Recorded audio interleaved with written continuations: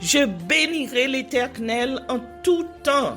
Ses louanges seront toujours dans ma bouche. Oh, j'aime qu'on ait un problème. Et puis qu'elle est content comme ça. Ah, m'pas caché, Dieu. Depuis m'commence li Bible moi chaque jour, m'senti charge problème moi yo sorti sous dôme. Si c'est comme ça, moi pour aller couvrir acheter un Bible. Dégagez au marché. Mais en attendant, ou qu'attendez radio télévision d'espoir? Radio Vision d'Espoir. Oh, moi t'attendais une annonce comme ça, oui. Mais qui ça a te dit? Lecture de la Bible en un an. Une émission qui vous accompagne à la découverte des trésors cachés de la parole de Dieu sur Radio Télévision d'Espoir. Chaque jour de 11h à 11h30 du matin, excepté mercredi 5h30, 6h de l'après-midi, samedi 7h30, 8h du matin, avec les sœurs Chantal Saint-Hubert, Claude Louis Orisma et votre servante Maudeline Maurice Hilaire.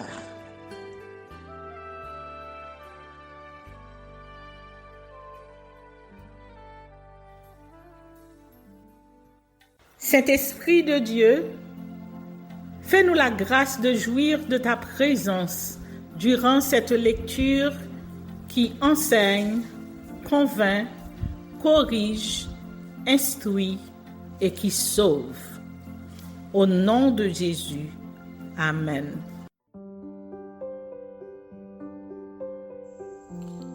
Un Samuel chapitre 19.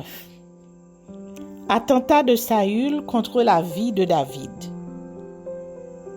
Saül parla à Jonathan son fils et à tous ses serviteurs de faire mourir David. Mais Jonathan, fils de Saül, qui avait une grande affection pour David, l'en informa et lui dit : Saül, mon père, cherche à te faire mourir. Sois donc sur tes gardes demain matin. Reste dans un lieu retiré et cache-toi. Je sortirai et je me tiendrai à côté de mon père dans le champ où tu seras. Je parlerai de toi à mon père, je verrai ce qu'il dira et je te le rapporterai. Jonathan parla favorablement de David à Saül son père. Que le roi, dit-il, ne commette pas un péché à l'égard de son serviteur David, car il n'en a point commis envers toi. Au contraire, il a agi pour ton bien. Il a exposé sa vie. Il a tué le Philistin. Et l'Éternel a opéré une grande délivrance pour tout Israël. Tu l'as vu et tu t'en es réjoui. Pourquoi pécherais-tu contre le sang innocent et ferais-tu sans raison mourir David? Saül écouta la voix de Jonathan et il jura, disant : L'Éternel est vivant, David ne mourra pas. Jonathan appela David et lui rapporta toutes ces paroles. Puis il l'amena auprès de Saül, en présence de qui David fut comme auparavant. David, sauvé par Michal, sa femme, fuit auprès de Samuel à Rama. La guerre continuait. David marcha contre les Philistins et se battit avec eux. Il leur fit éprouver une grande défaite et ils s'enfuirent devant lui. Alors, le mauvais esprit de l'Éternel fut sur Saül, qui était assis dans sa maison, sa lance à la main. David jouait, et Saül voulut le frapper avec sa lance contre la paroi. Mais David se détourna de lui, et Saül frappa de sa lance la paroi. David prit la fuite et s'échappa pendant la nuit. Saül envoya des gens vers la maison de David pour le garder et le faire mourir au matin. Mais Michal, femme de David, l'en informa et lui dit: « Si tu ne te sauves pas cette nuit, demain tu es mort. » Elle le fit descendre par la fenêtre et David s'en alla et s'enfuit. C'est ainsi qu'il échappa. Ensuite, Michal prit le téraphin qu'elle plaça dans le lit. Elle mit une peau de chèvre à son chevet et elle l'enveloppa d'une couverture. Lorsque Saül envoya des gens pour prendre David, elle dit: « Il est malade. » Saül les renvoya pour qu'ils le vissent et il dit: « Apportez-le-moi dans son lit afin que je le fasse mourir. » Ces gens revinrent et voici le téraphin était dans le lit et une peau de chèvre à son chevet.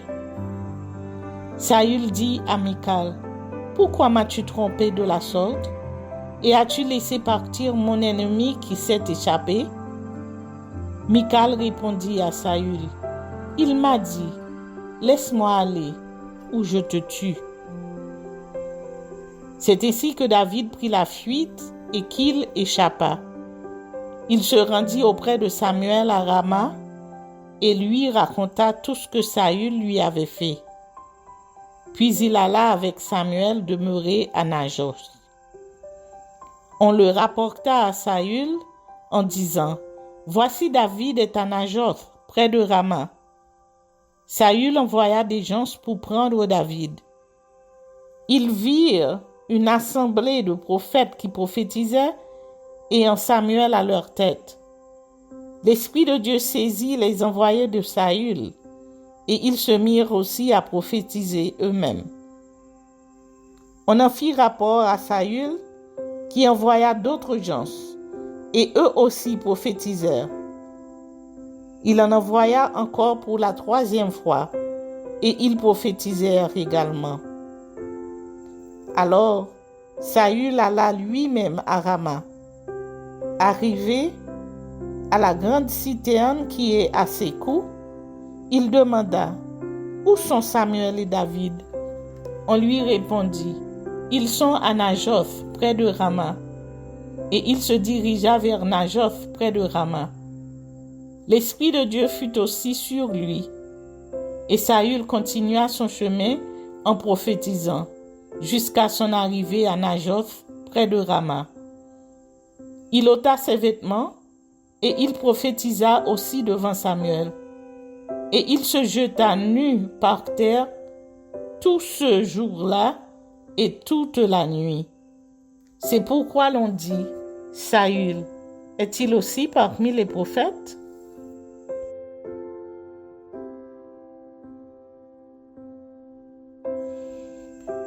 Samuel chapitre 20. David, informé par Jonathan des dispositions hostiles de Saül, les deux amis prennent congé l'un de l'autre. David s'enfuit de Najoth, près de Rama. Il alla trouver Jonathan et dit: « Qu'ai-je fait? Quel est mon crime? Quel est mon péché aux yeux de ton père pour qu'il en veuille à ma vie? » Jonathan lui répondit: « Loin de là, tu ne mourras point. Mon père ne fait aucune chose, grande ou petite, sans m'en informer. Pourquoi donc mon père me cacherait-il celle-ci? Il n'en est rien. » David dit encore en jurant: « Ton père sait bien que j'ai trouvé grâce à tes yeux, et il aura dit que Jonathan ne le sache pas. Cela lui ferait de la peine. Mais l'Éternel est vivant et ton âme est vivante. Il n'y a qu'un pas entre moi et la mort. » Jonathan dit à David: « Je ferai pour toi ce que tu voudras. » Et David lui répondit: « Voici, c'est demain la pleine lune, et je devrais m'asseoir avec le roi pour manger. Laisse-moi aller, et je me cacherai dans les champs jusqu'au soir du 3e jour. Si ton père remarque mon absence, tu diras, David m'a prié de lui laisser faire une course à Bethléem, sa ville, parce qu'il y a pour toute la famille un sacrifice annuel. Et s'il dit, c'est bien, ton serviteur alors n'a rien à craindre, mais si la colère s'empare de lui, sache que le mal est résolu de sa part. Montre donc ton affection pour ton serviteur, puisque tu as fait avec ton serviteur une alliance devant l'Éternel. Et s'il y a quelque crime en moi, ôte-moi la vie toi-même, car pourquoi me mènerais-tu jusqu'à ton père? Jonathan lui dit, loin de toi la pensée que je ne t'informerai pas, si j'apprends que le mal est résolu de la part de mon père et menace de t'atteindre. David dit à Jonathan, qui m'informera dans le cas où ton père te répondrait durement? Et Jonathan dit à David, viens, sortons dans les champs. Et ils sortirent tous les deux dans les champs. Jonathan dit à David, je prends à témoin l'Éternel, le Dieu d'Israël. Je sonderai mon père demain ou après-demain. Et dans le cas où il serait bien disposé pour David, si je n'envoie vers toi personne pour t'en informer. Que l'Éternel traite Jonathan dans toute sa rigueur. Dans le cas où mon père trouverait bon de te faire du mal, je t'informerai aussi et je te laisserai partir afin que tu t'en ailles en paix et que l'Éternel soit avec toi comme il a été avec ton père. Si je dois vivre encore, veuille user envers moi de la bonté de l'Éternel. Et si je meurs, ne retire jamais ta bonté envers ma maison, pas même lorsque l'Éternel retranchera chacun des ennemis de David de dessus la face de la terre. Car Jonathan a fait alliance avec la maison de David. Que l'Éternel tire vengeance des ennemis de David. Jonathan protesta encore auprès de David de son affection pour lui, car il l'aimait comme son âme. Jonathan lui dit, c'est demain la nouvelle lune. On remarquera ton absence, car ta place sera vide. Tu descendras le 3e jour jusqu'au fond du lieu où tu t'étais caché le jour de l'affaire, et tu resteras près de la pierre des ailes. Je tirerai 3 flèches du côté de la pierre, comme si je visais un but. Et voici, j'enverrai un jeune homme, et je lui dirai, va, trouve les flèches. Si je lui dis, voici, les flèches sont en 2 cas de 3, prends-les. Alors viens, car il y a paix pour toi, et tu n'as rien à craindre. L'Éternel est vivant. Mais si je dis au jeune homme, voici, les flèches sont au-delà de toi, alors va-t'en, car l'Éternel te renvoie. L'Éternel est à jamais témoin de la parole que nous nous sommes donnée l'un à l'autre. David se cacha dans les champs, c'était la nouvelle lune, et le roi prit place au festin pour manger. Le roi s'assit comme à l'ordinaire sur son siège contre la paroi. Jonathan se leva et Abner s'assit à côté de Saül, mais la place de David resta vide. Saül ne dit rien ce jour-là, car pensa-t-il, c'est par hasard, il n'est pas pur, certainement il n'est pas pur. Le lendemain, second jour de la nouvelle lune, la place de David était encore vide. Et Saül dit à Jonathan son fils, « Pourquoi le fils d'Isaïe n'a-t-il paru au repas ni hier ni aujourd'hui ?» Jonathan répondit à Saül, « David m'a demandé la permission d'aller à Bethléem. Il a dit, « Laissez-moi aller, je te prie, car nous avons dans la ville un sacrifice de famille. » Et mon frère me l'a fait savoir. Si donc j'ai trouvé grâce à tes yeux, permets que j'aille en hâte voir mes frères. C'est pour cela qu'il n'est point venu à la table du roi. Alors la colère de Saül s'enflamma contre Jonathan et il lui dit, « Fils pervers et rebelle, ne sais-je pas que tu as pour Ami, le fils d'Isaïe, à ta honte et à la honte de ta mère, car aussi longtemps que le fils d'Isaïe sera vivant sur la terre, il n'y aura point de sécurité, ni pour toi, ni pour ta royauté. Et maintenant, envoie le chercher, et qu'on me l'amène, car il est digne de mort. Jonathan répondit à Saül, son père, et lui dit, « Pourquoi le ferait-on mourir? Qu'a-t-il fait? » Et Saül dirigea sa lance contre lui pour le frapper.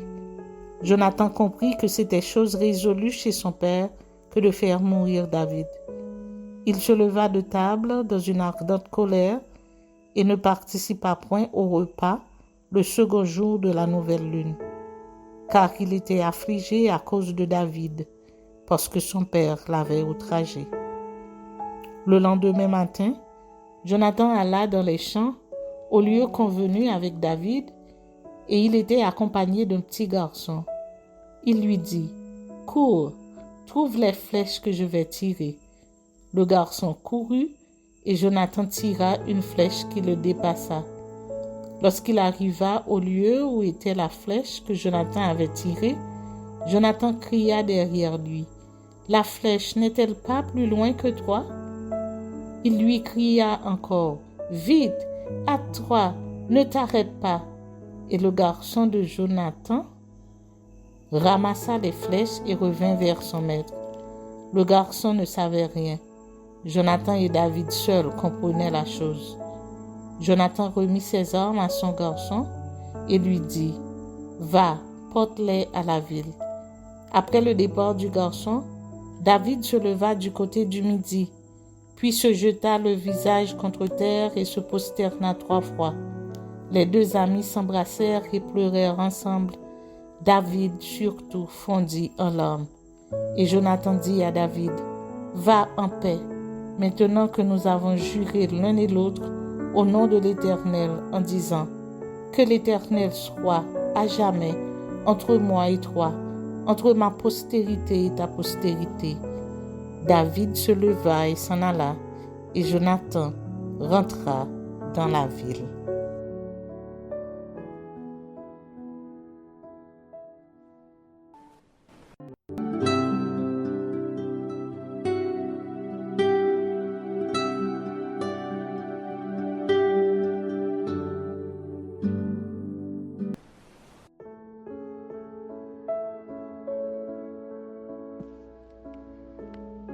Jérémie chapitre 4.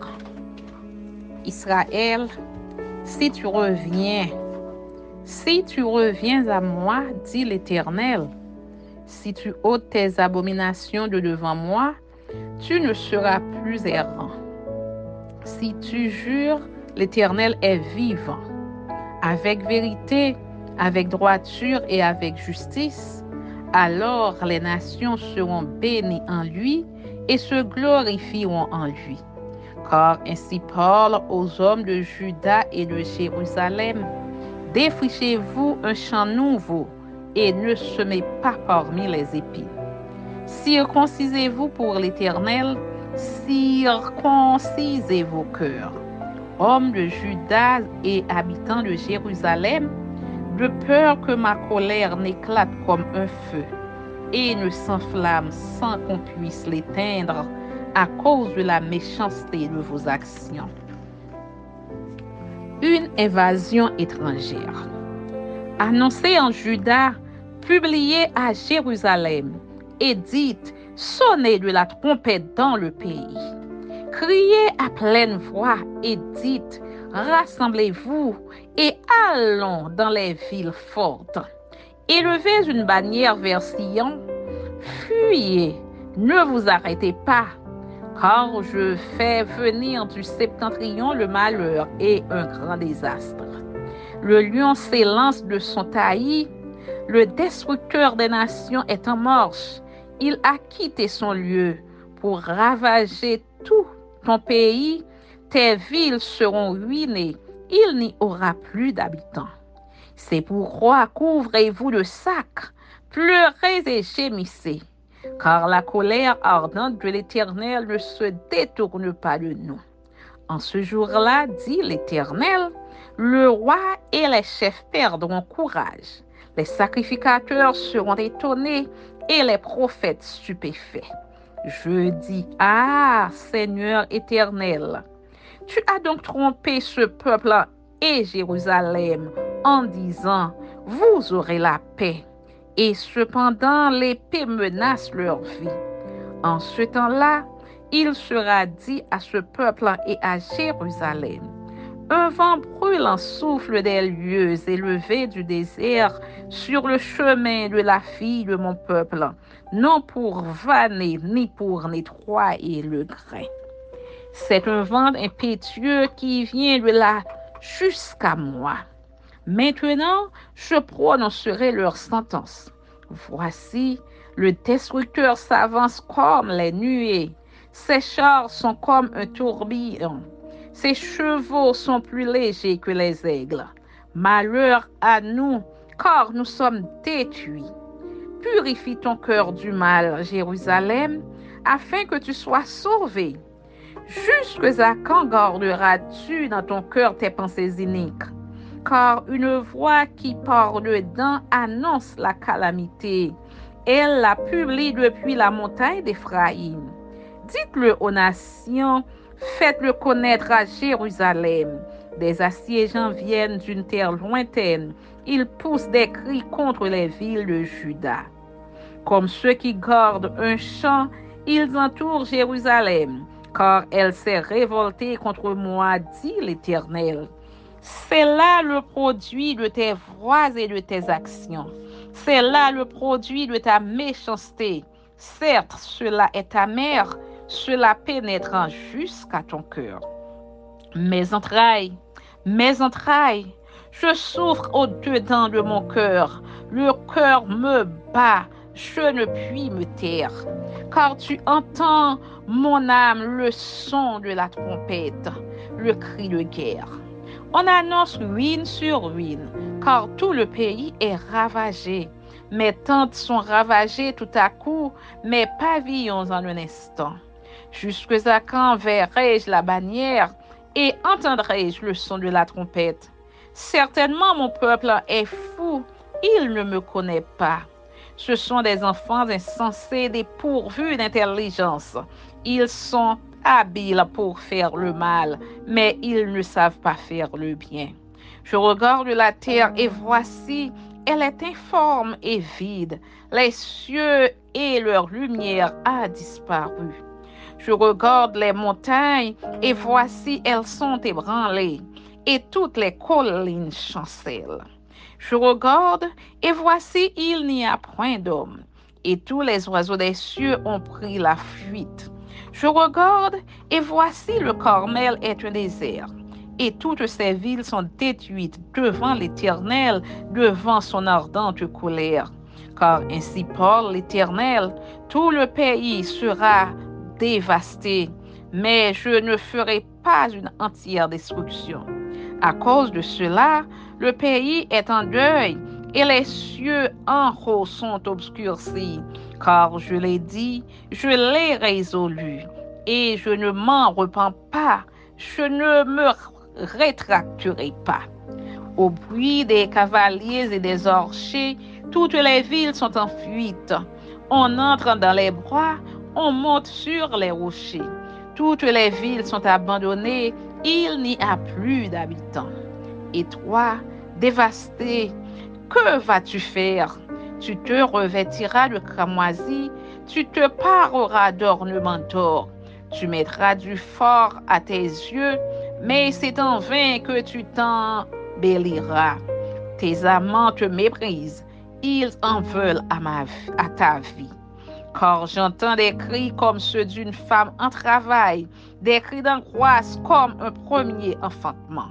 C'est la voix de la fille de Sion. Elle soupire, elle étend les mains. Malheureuse que je suis, je succombe sous les meurtriers. Amen.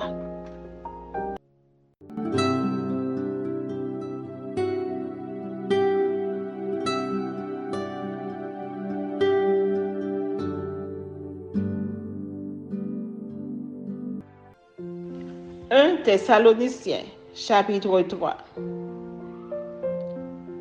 C'est pourquoi, impatients que nous étions et nous décidant à rester seuls à Athènes, nous envoyâmes Timothée, notre frère, ministre de Dieu dans l'évangile de Christ, pour vous affermir et vous exhorter au sujet de votre foi, afin que personne ne fût ébranlé au milieu des tribulations présentes. Car vous savez vous-même que nous sommes destinés à cela. Et lorsque nous étions auprès de vous, nous vous annoncions d'avance que nous serions exposés à des tribulations, comme cela est arrivé et comme vous le savez. Ainsi, dans mon impatience, j'envoyais m'informer de votre foi, dans la crainte que le tentateur ne vous eût tenté et que nous n'eussions travaillé en vain. Joie et vœux de l'apôtre à l'occasion des nouvelles apportées par Timothée.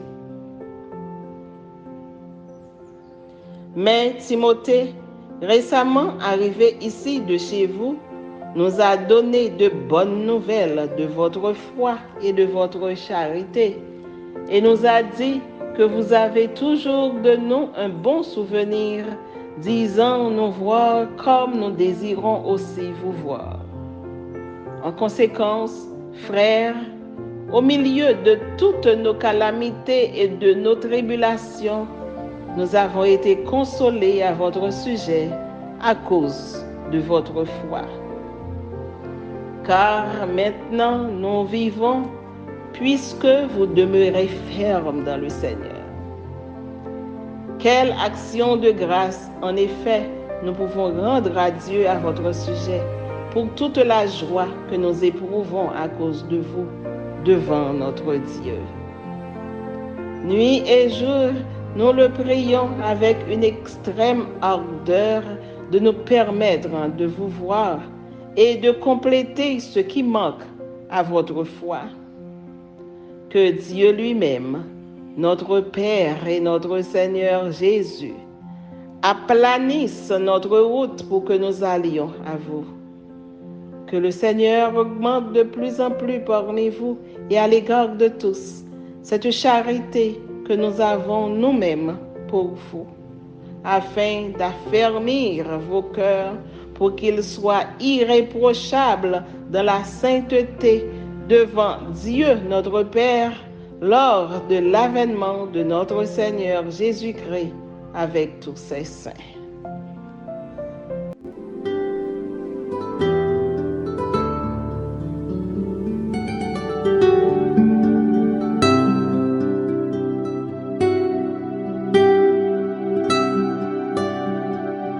Merci Seigneur de nous donner le discernement dans la lecture de ta parole, que nous y prêtions attention afin d'appliquer notre cœur à la sagesse. Amen. Que celui qui a des oreilles pour entendre, entende, et que celui qui lit fasse attention.